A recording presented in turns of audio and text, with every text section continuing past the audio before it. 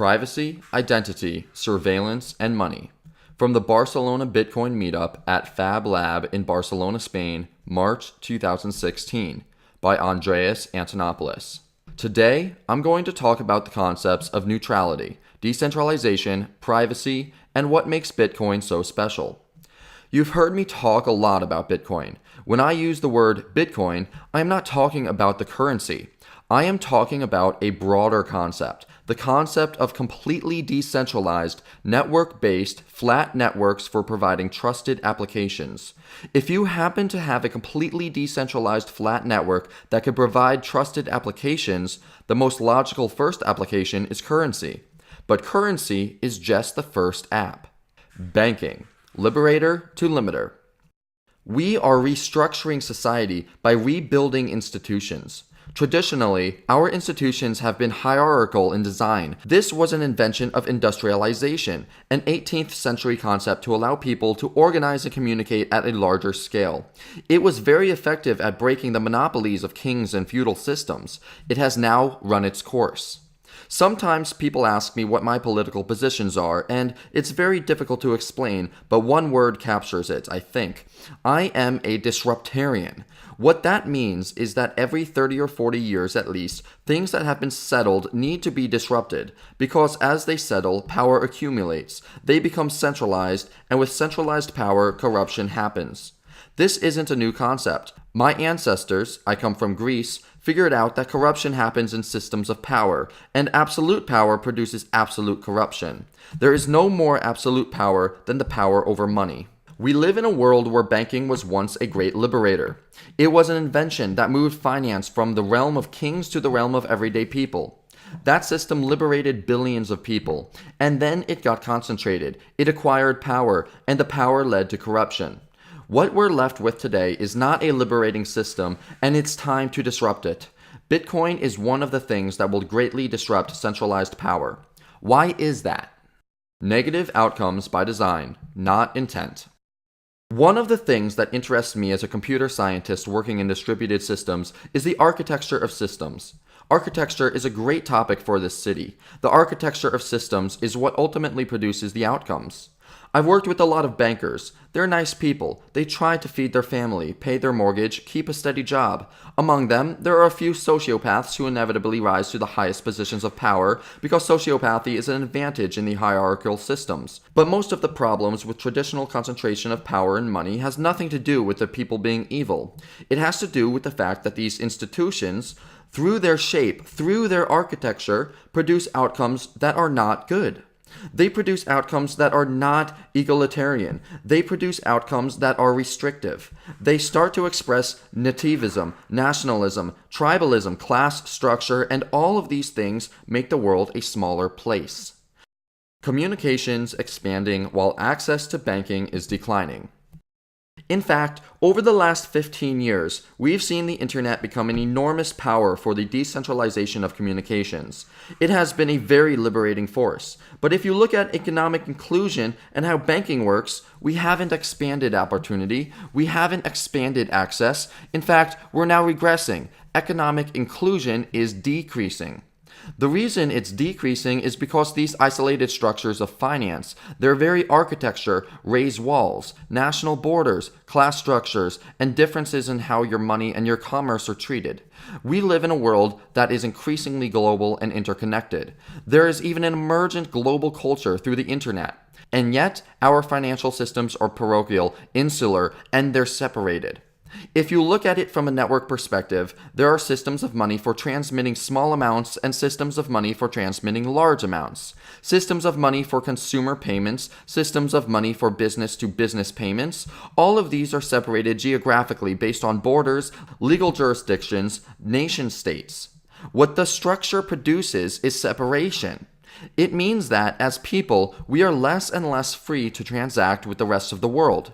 Geopolitics is affecting finance in serious ways because the combination of state and money produces toxic results. And we're about to disrupt all of that. New architecture, new access. What Bitcoin's architecture gives us is a new way of organizing the world, exactly the same way that the internet flattened access to communication and made every system that connects to it an equal peer. If I have an IP address, my packets are treated no differently than the packets of anybody else on the network. For the first part, that gives voice to everyone. It gives everyone the power of the printing press on a global scale. Bitcoin will do the same by giving everyone the power of banking on a global scale. Think of it like desktop banking. In the way desktop printing, desktop publishing, and websites changed communications, desktop banking, individually controlled banking with all of the power of the largest banks in the world, will create disruption. Imagine a world where every person has the ability not only to execute transactions, but also to create complex financial systems and instruments without asking for anyone's permission. Simply by connecting to the network, anyone can start a new application. Centralized systems can't do that. In a centralized system, the further out you are, the less control you have. The closer you get to the system and the farther you move up the hierarchy, the more controlled, the more limited the access is. But not with Bitcoin. With systems like Bitcoin, every node on the network has equal access to all of the financial services. In a centralized system, if you want to build a new application, you must first ask permission. And then permission is only granted if that application can apply to a very large population and be profitable. On the internet or on Bitcoin, all that is needed to start an application is 2 nodes, 2 people, 2 systems. They could start communicating, construct their own protocols, their own systems, and that application with only 2 people using it is just as valid as every other application on the network. Net neutrality and non-discrimination. When you look at the internet, the fundamental misunderstanding is that people think that the power of the internet comes from the ability to transmit information fast. But the real power of the internet comes from net neutrality. Net neutrality is the concept that the internet does not discriminate based on source, destination, or content. Bitcoin is the first financial network that exhibits neutrality. In a Bitcoin transaction, the network doesn't care about the source, the destination, the amount, or what type of financial application it's supporting. The only relevant question is, did you pay a sufficient fee to use the network resource?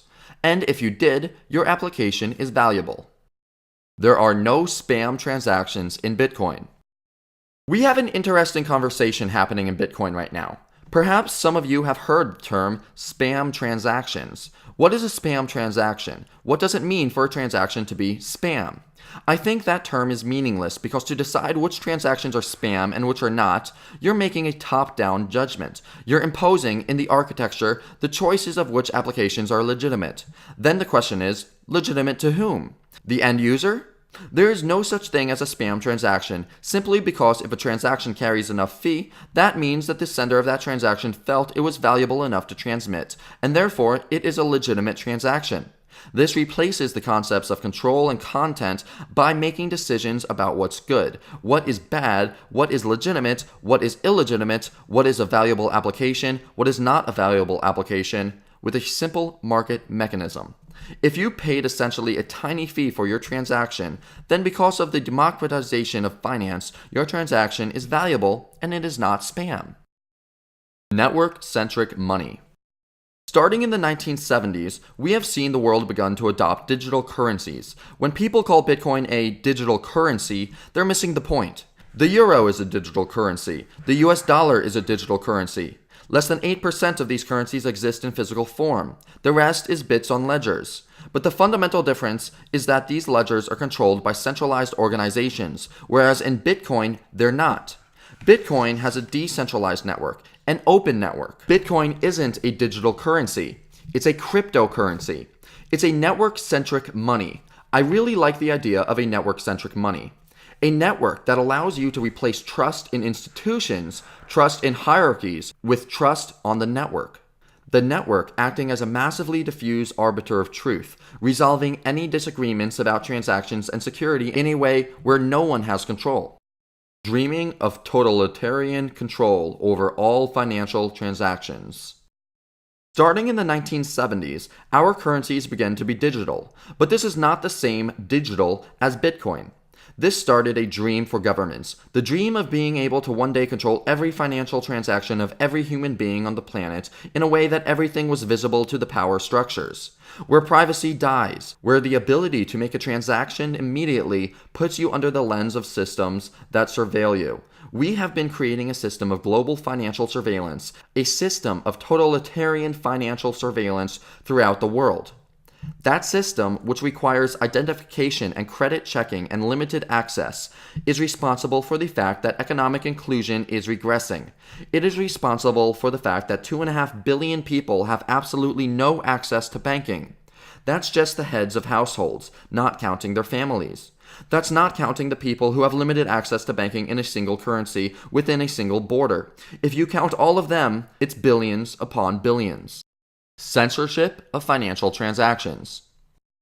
As a member of the privileged elite of the developed world, I have the ability to open a brokerage account in 24 hours, electronically. And within 24 hours, I can be trading in yen on the Tokyo stock market. I can be sending and receiving money anywhere in the world without really any limits. All I have to do is sacrifice my privacy and my freedom. Because while I can do all of those things, and they're very powerful, there are some things I can't do. I am not talking about buying drugs. That's not really that interesting. What I am talking about are simple things. For example, donating to an activist organization like WikiLeaks. A few years ago, WikiLeaks was completely cut off from the world's financial system simply with extrajudicial pressure applied on the few major payment providers: Visa, MasterCard, the banking transfer system, PayPal, etc. Without any legal process, without any legal conviction, and perhaps, in my opinion, without absolutely any crime other than revealing the truth of crime, WikiLeaks was cut off from the world's financial system. This is now happening not just to activist organizations, it's happening to entire countries. The dream of nation states to create a totalitarian financial system died on January 3, 2009, with the invention of Bitcoin and the mining of the Genesis block. NetworkCentric Money is censorship resistant. Bitcoin is censorship resistant. You may have heard this term. You cannot control where money is transmitted in Bitcoin. It's not attached to identities or geography. In Bitcoin, surveillance of everyone is not possible. In Bitcoin, censorship resistance is an artifact that is created by neutrality, the architecture of a flat network without borders. The architecture of neutrality that doesn't ascribe any meaning to source, destination, or value is what creates censorship resistance. Surveillance, not surveillance. Privacy is very important, but it's a term that often has very deep political meaning. I like to juxtapose it to another term, secrecy. What's the difference between privacy and secrecy? Ultimately, and practically in today's vocabulary, privacy is the right of billions of individuals to not be surveilled.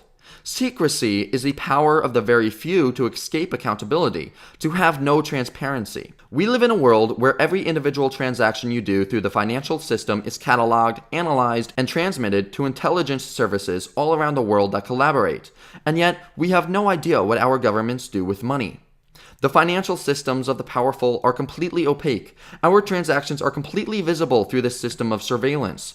This world is upside down. Bitcoin writes it. Privacy is a human right and secrecy is a privilege of power. And we need to be in a world where we have complete, ultimate, strong privacy for the billions of people. Because that is a human right. Because that is a cornerstone of the freedoms of expression, association, political speech, and all of the other freedoms that are very much attached to privacy. We need to live in a world where society is fickle and easily pierced, where power has to face accountability because they are under the spotlight of transparency. We need to flip the system upside down. One of my favorite words is a French word, surveillance. It is the opposite of surveillance. Surveillance means to look from above. Surveillance means to look from below. In their dream of nation states controlling all of our financial futures, they made one major miscalculation. It's a hell of a lot harder for a few 100,000 people to watch 7.5 billion.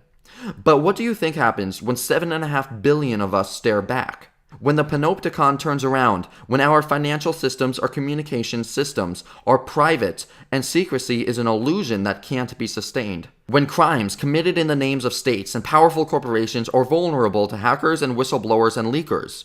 When everything eventually comes out. We have a great advantage because the natural balance of the system is one in which individuals can have privacy, but the powerful cannot have secrecy anymore. Bitcoin is one of the first steps in that. Thanks for everyone. The ability to transact across borders means that we will now be able to extend financial services to billions of people who have no access. Not through complicated technology necessarily. Sometimes I speak to various regional banks, the ones that are not afraid of Bitcoin, and they tell me things like 80% of our population is 100 miles from the nearest bank branch and we can't serve them.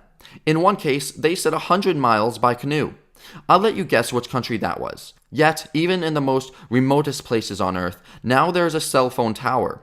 Even in the poorest places on Earth, we often see a little solar panel on a little hut that feeds a Nokia 1000 phone, the most produced device in the history of manufacturing. Billions of them have been shipped. We can turn every one of those into not a bank account, but a bank. 2 weeks ago, President Obama at South by Southwest did a presentation and he talked about our privacy. He said, if we can't unlock the phones, that means that everyone has a Swiss bank account in their pocket. That is not entirely accurate. I don't have a Swiss bank account in my pocket. I have a Swiss bank. With the ability to generate 2 billion addresses off of a single seed and use a different address for every transaction. That bank is completely encrypted, so even if you do unlock the phone, I still have access to my bank.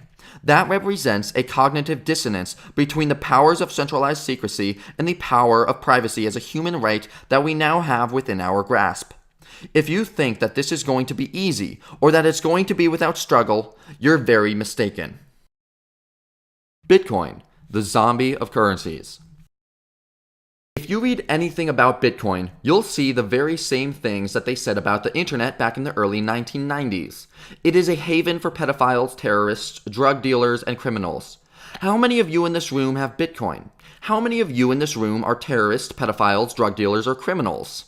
You see, the thing about Bitcoin is while they push this story, every now and then someone who has never heard of Bitcoin notices an important thing. It's still not dead.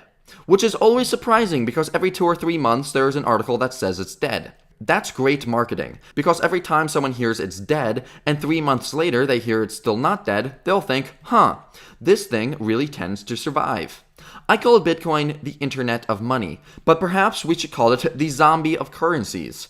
It is the currency that is the undead.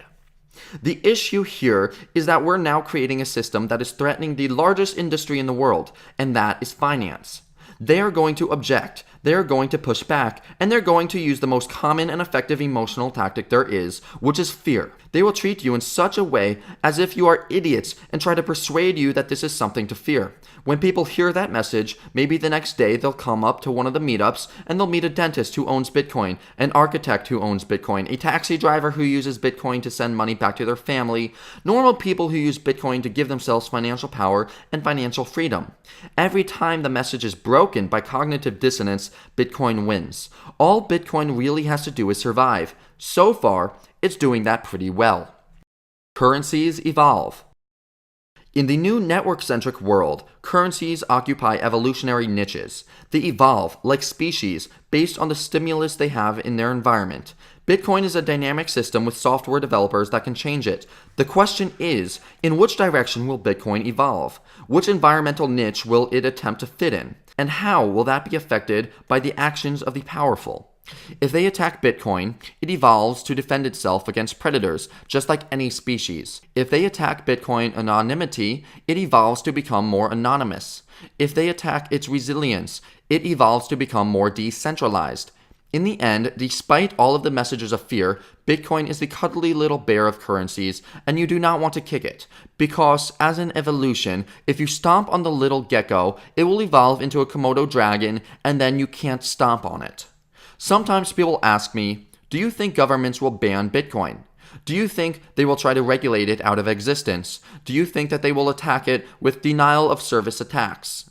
The answer is really simple because in network-centric systems, systems that are dynamic and adaptable, systems that exhibit anti-fragility, attacks cause the system to adapt and evolve and become resistant. Think about this for just a second. Attacks build resistance. I've been involved with the internet since 1989. In the early days, a lot of articles were written about how the internet was not resilient, could not scale to do voice, was not secure. I remember times when denial of service attacks would take down Yahoo, Alta Vista, and even Google for hours, sometimes days. What happened between then and now? How many times have you seen Google go down in the last 5 years? Have people stopped attacking Google? Quite the opposite. Google can now sustain gigabytes of denial of service anywhere in the world and dynamically reroute. The same applies for all internet applications. The attacks didn't stop. The systems became immune because, like a human immune system, if you are exposed to a virus and it doesn't kill you, you evolve resistance, and the next time you're exposed to the virus, it does nothing to you. Will governments try to ban Bitcoin, regulate Bitcoin, attack Bitcoin? They already are. They have been, almost since the beginning, and Bitcoin is still getting stronger. It's a system that is under a constant denial of service attack, that is on the internet being attacked by hackers, by agents, by other systems 24 hours a day. In security, we have a really funny term, which is honeypot. A honeypot is a system that is designed to attract hackers. What bigger honeypot could you have than a financial network that has $6 billion on it? If you hack Bitcoin, there is a $6 billion reward for you finding a way to hack it. No one has collected that reward yet, and it's not because they haven't been trying. They've been trying non-stop, but systems like Bitcoin are resilient. Welcome to the future of money. Remember that what we're doing here is not a currency. It is a reworking of the societal systems of organization that have failed us. The 18th century systems of hierarchies that do not scale to a global, interconnected world are being replaced by network-centric, flat architectures, whether that's the internet or any of the applications running on top of it, or Bitcoin itself. Currency is just the first app. When you have a network that can provide you with neutral trust, you can build myriads of applications on top, and you don't have to ask for permission. Bitcoin is much more than currency. When I say that Bitcoin is the internet of money, the emphasis is not on money. The emphasis is on internet. Welcome to the future of money. Thank you.